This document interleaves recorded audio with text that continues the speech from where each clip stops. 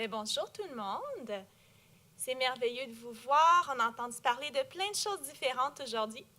Moi, je vais vous parler du sommeil. J'espère que vous savez que le sommeil est important pour vous. J'espère que vous dormez. En fait, sans le sommeil, on commence à se détériorer psychologiquement et physiquement.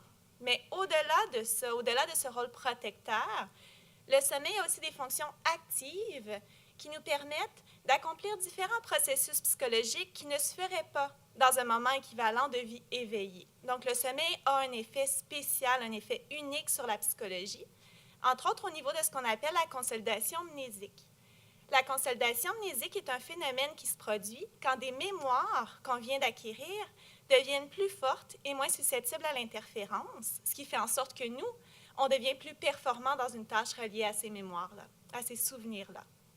Et je m'intéresse justement à la consolidation mnésique pendant le sommeil en ce qui a trait à la mémoire motrice. Donc, la mémoire motrice, comme vous le savez, c'est la mémoire pour les actions qu'on accomplit, la mémoire de comment faire les choses par opposition à quelles sont les choses. Et je m'intéresse entre autres à ce qu'on appelle la mémoire procédurale cognitive, qui est un type de mémoire motrice qui ajoute un élément cognitif, par exemple lorsqu'on fait un casse-tête où on doit se souvenir de la séquence de mouvements, mais aussi de comment arriver à notre objectif final.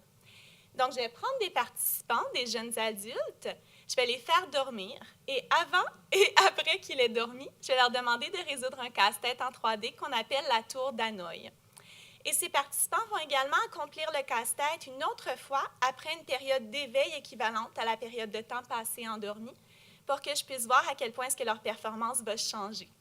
Et qui plus est, j'ai modifié la tâche pour que ça soit possible d'évaluer leur performance différentielle selon un aspect particulier de la mémoire procédurale motrice. Donc, je vais voir si leur performance change au niveau de leur mémoire spatiale, où sont les choses, où sont les mouvements, de leur mémoire motrice, quelle est la séquence à faire, de leur mémoire implicite, est-ce qu'ils se souviennent d'une séquence qu'on ne leur a pas explicitement demandé de mémoriser, et de leur mémoire cognitive, pour voir quels sont les aspects qui bénéficient spécifiquement du sommeil pour la consolidation.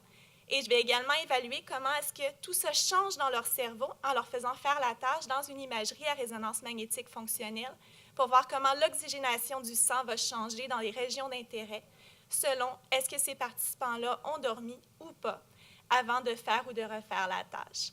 Donc, j'espère en savoir plus avec cette recherche fondamentale sur le rôle du sommeil, sur le rôle de la mémoire, sur le rôle de l'apprentissage, surtout chez une population jeune et en santé, et éventuellement pouvoir étendre cette recherche à des populations moins en santé pour voir la différence dans leurs mécanismes physiologiques et le rôle du sommeil. Merci beaucoup.